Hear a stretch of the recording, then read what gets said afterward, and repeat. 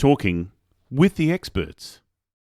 Hello and welcome to Talking with the Experts. My name is Rose Davidson from rosedavidson.com, and you can find me on LinkedIn, on YouTube and on SoundCloud. And today my guest is Thomas Green from Ethical Marketing Service. And today we're going to be talking about marketing as sales multiplied and sales drives revenue.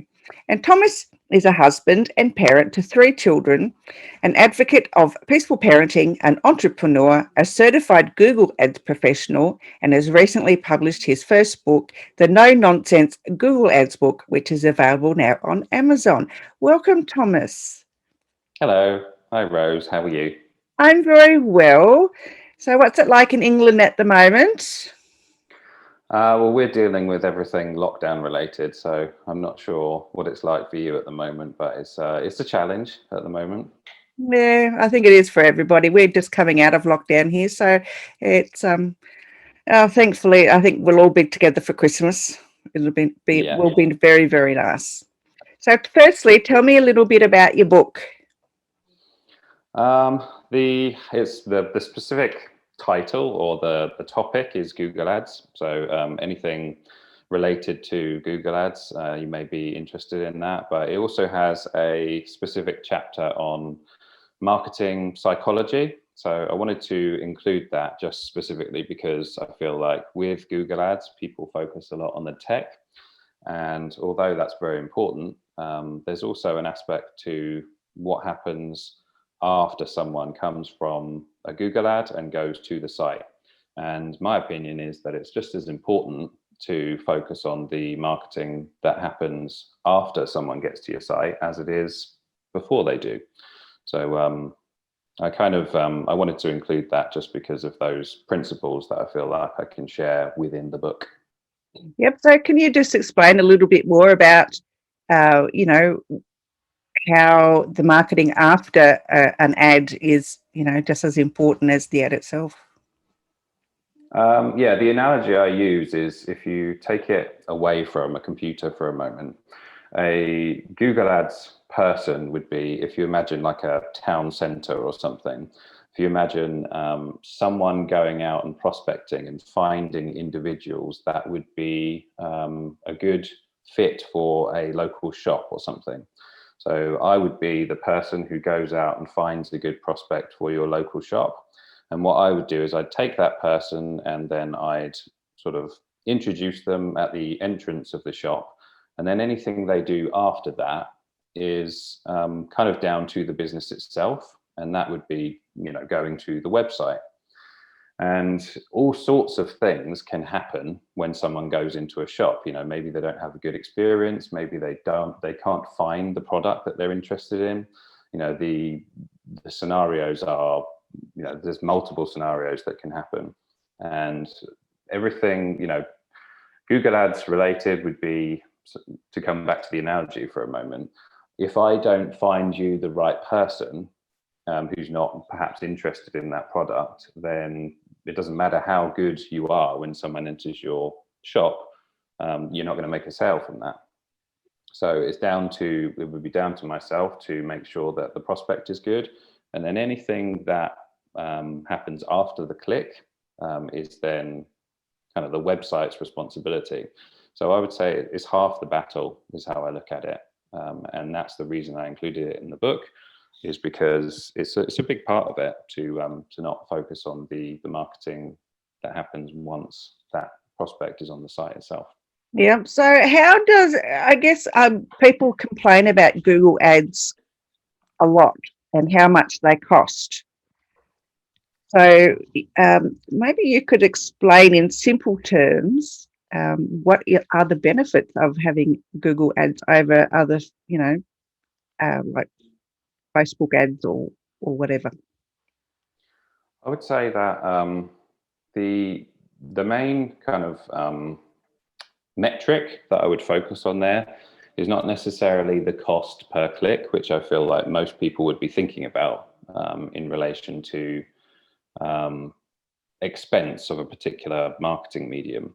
But what's important is the client acquisition cost. So, and what you what you would do there is you'd focus on the lifetime value of a particular client. So what is a client worth to your business?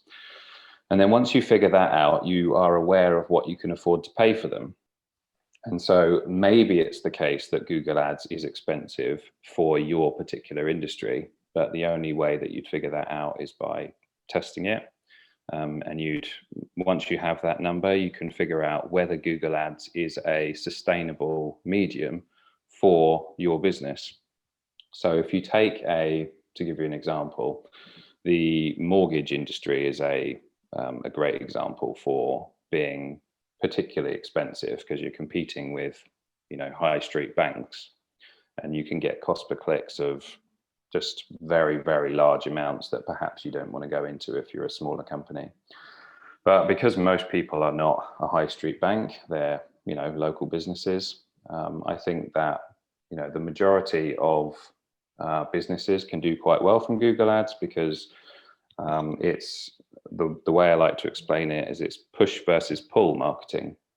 Push is an example of Facebook because when people go on Facebook, they don't necessarily go on there to be sold to. So they're going on Facebook and they're looking at their feed, and in a way, you're pushing your marketing out to them. Whereas Google Ads, what you're doing is searching for a specific thing, and if someone searches for a particular service, all you're saying is, we do that service, and if you're interested, then go to this site, and that would be an example of pull marketing. And so there's an advantage to getting in front of people who are actually searching for a specific thing. Now, as I said, I don't think Google Ads is right for every industry, but from what I have, I think from the perspective of, is it worth testing? Being on the most popular search engine is well worth testing for any business. And in a lot of industries, it's beneficial for that particular client. Yeah. So could you explain what a cost per click, what does that actually mean? So there's a difference in the search engine between the natural results and the ads that are placed on Google rather. And every time someone decides to click on an ad, an advertiser is charged for that. So for easy maths, let's say, take a local example. Let's say you have a local plumber and they want to put an ad on Google, and every time someone comes from a search term, let's say local plumber, they click on that ad, and let's say it costs them £1. So every time someone clicks, let's say they get 100 clicks or 100 people that come to their website, that would cost them £100 because the cost per click would be £1. Okay, that makes sense. Yeah. Okay, so I guess the lifetime, of a client with versus the cost per click, how does that, benefit the business? So if you're in a business where, let's say, there isn't any repeat custom, so you get a one-time sale and that's it, the lifetime value would be just that one sale that you get. Whereas if we take our example of a local plumber, there might be many repeat purchases that you get from, opening up that relationship. And there's a principle in marketing which says that the more that you can pay for a client, the more difficult it is for your competitors to compete with you. So I tend to like to get a return on investment for any client, but if we just take the lifetime value principle for a moment, if you were to calculate that on average, a plumber might get 3 jobs from a particular new client of theirs, then it might be well worth not making any money from that initial customer purchase in order to acquire that client for the profit of the 2 future jobs. And so what you can afford to pay for acquiring that client might be, let's say, £100, for example. And then what you can afford to pay and that metric is within Google Ads because you can track everything that happens within the platform. Yeah, I like Google Analytics. I really like it a lot because it is easy to track, so much, and they've done a great job in how they've organised what they do, so that people can track. They can track even, Facebook ads. They can still track those on their website. So through Google Analytics, it's really amazing. Do you have experience with any, advertising online? I don't tend to advertise online much. I usually just sort of advertise in groups. I haven't. I've been approached by AdSense to use their services, but I was a bit hesitant to go ahead with it. I think it was the initial outlay that scared me a little bit. So yeah. And do you intend on monetizing the YouTube channel that you have? Eventually, yeah, eventually. I think it will be well worth it. I think there's a lot of value in all of these videos and the podcast itself. So yeah, I do intend to do that down the track once it gets a bit more well known. I don't want to start doing it just yet because it's still new. I've only been going since July, so yeah, it's a new. It's new for me. It's not new for other people, but I think what I'm offering is different from other podcasters. So most people just get on there and talk to themselves to a screen, where I'm actually interviewing people and other business owners, entrepreneurs, authors, whatever, on their perspective of what value they can bring to other business owners. So yeah, it's yeah. Well, I feel I don't think that's happening too much in this sort of podcast space. Because I had a look at some of the episodes that you've done on the YouTube channel, and I feel like I know you a lot more than I actually do, because of the fact that I've watched some episodes, and although we've only met today, I feel like we've got that relationship because I've been watching you, on your episodes. Oh, isn't that lovely? Thank you. At least someone's watching. Well, I wanted to ask you about your book, because you said that you co-authored a book, and it's done really well. So yeah, it's not a business book. It's not a business book. It's a women, I guess, who've been through trauma and come out the other side are sharing their experience. So yeah. Okay. But thank you for asking. Yeah, I was really excited about that. I'm happy to go into that conversation, but I feel like it could take a turn from what we were talking about. And not what this episode's about, no. So tell me, you are a certified Google Ads professional. What does it take to become a Google Ads professional, certified through Google? The short answer to that is the exams. So you can become certified just through doing the exams that Google have created. There's about 5 or 6 different ones, and I have passed every single one of them. You have to take them every 1 or 2 years. And so if you've been in it for a while, the exams get fairly monotonous to do. But yeah, me and my team are all certified Google Ads professionals. Right, and so you're based obviously in the UK, as I said earlier.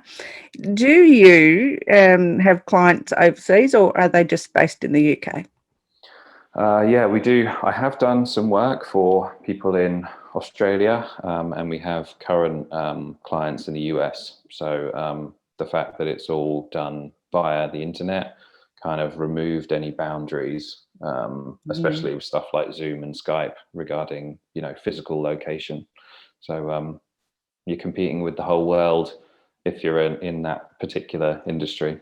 Absolutely. I think COVID had its pluses in far as, more people getting on the internet to do business. It's forced them to innovate, businesses that, were normally a face-to-face business and have now had to shift and become more innovative and go online and do their thing. And it's been a great thing.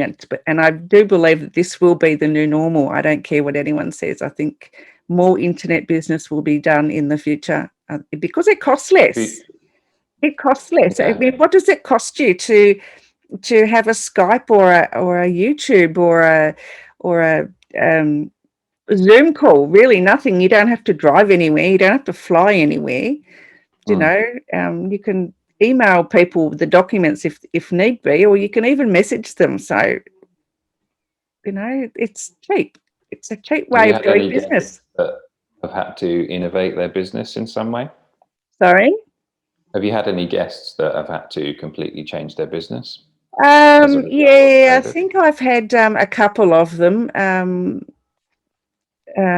They were, well, perhaps maybe not my guests, but I know people that either in my business circle or friends of mine that have had to actually pivot their business because I hate that word, but it just seems to like flow off the tongue, doesn't it? Pivot. Anywho. No, you go ahead. No, go on. You're the guest. You speak. I was going to say it's like a political term, a pivot. It is, isn't it? And I find it really icky, but it's the word of the decade, I think, or word of the year. Pivot. So tell me a little bit about your background. You were in a finance position before you decided that you hated it so much that you'd start your own business. So what exactly were you doing, and why did you hate it so much? Well, initially, this is going back a way now. I did start a little while ago a video production company. And it's what some people would refer to as a quote unquote side hustle. But in order to, it wasn't a full-time, it didn't have the ability at the time to be a full-time business. So I did have to, support myself with a job, which was supposed to be a, stopgap type job. So a year, I thought I'd be in it for that long because I was also studying at the same time. And it turned out that I had been there for 5 years, and I changed from being part-time to full-time, and I could see myself in this job for far too long. And you'd die there, yeah. there were people that had been there for decades, and although I don't see anything wrong with being in that industry if that's what you like to do, but I just felt like enough was enough. And I didn't have any clients in, starting my marketing agency. I just had done the exams that I told you about, and I knew that it was potentially a valid business at the time. And so because I'd hit 5 years, and because it had come to the end of, it was going to be the end of the year, so I would have been going into my 6th year of being at that company, I decided that whatever was going to happen, I was going to leave that job at the end of the year. So my last day was on New Year's Eve, and I was going to start a new venture on 1st of January, start scratch from a new year. And whatever it took, whatever it takes to make it in the business, I was going to do it. So it took some sacrifice, and I worked on. I worked ridiculous hours, and I didn't really take any holidays. And, I got married at some stage, and I worked on my honeymoon. But eventually things have changed for me a little bit now, because it gets into the topic of systemizing a business and replacing yourself in that business. So you're not doing absolutely everything. So it has the ability to quote unquote scale. But yeah, that's kind of the summary of that story, if you like. Yeah, I think people need to take a leap of faith and really just go out there and back themselves. If they've got a great idea and they've got great skills and a great skill set, sometimes if you just want to leave the job that doesn't fulfill you, and you can go and start out on your own. I think, the leap of faith and backing yourself is really important, even if it takes time. And not everything, happens overnight. Rome wasn't built in a day, as they say. So yeah, it's yeah, and I take my hat off to people who, back themselves, and don't shy away from a challenge. I think challenges are great. Yeah. Yeah, I did have another thing which may help if someone's considering doing that is I had a little bit of savings, and I thought that if I made absolutely no revenue in that time, how long could I actually survive attempting to make that revenue? So I had about 3 months worth. So I can sustain myself for 3 months. So after 3 months, I have to have, done something, and I didn't have to use it all. So Oh, that's good stuff. Yay. And got married in the meantime. My God, yeah, big ask. yeah, and I've got 3 little ones in that time as well, and one of them is Wow. 6 weeks. So Oh, if I look a little wow. bit tired, it's because of the Yeah, fact that I've got I 6 week old. yeah, I understand that totally. All right, Thomas, where can people find you if they're trying to look for you? The easiest way I would say is if you go to ethicalmarketingservice.com, then all the social links are at the bottom, and you can choose whatever way that you want to follow my content. As I said, I upload regularly on social. So if you're looking for free content, that's what I do. I don't do a lot of pitching or anything, but yeah, it's just valuable content as much as I can do anyway. Yeah, I think adding value to other people, I think is good for the soul. What I think. Yeah, it means that you don't have to, do something that you're not comfortable with. So I don't like to be heavy on pitching all the time, and if I can help someone, then it makes me feel good. So Absolutely, that's how I feel exactly. If I can help just one person, then my days is wonderful. Love it. good. Anyway, Thomas, thank you so much for your time today, and I hope that we can chat again on a similar topic sometime in the future. I appreciate you having me on, and I'll be looking out for how the YouTube channel's getting on. And thank you for your contribution. You've done a lot of work, so thank you for that. Oh, thank you. All right, we'll talk again soon. Okay. Bye. Bye. Thank you for your company on Talking with the Experts. If you'd like to follow any of my channels, you can find them on SoundCloud, iTunes, Spotify, Podbean, Anchor, and of course on YouTube. Sponsorship places are now available, and if you'd like to be a sponsor for Talking with the Experts, then you can contact me and I will be happy to share with you further details. I look forward to your company again. Bye for now.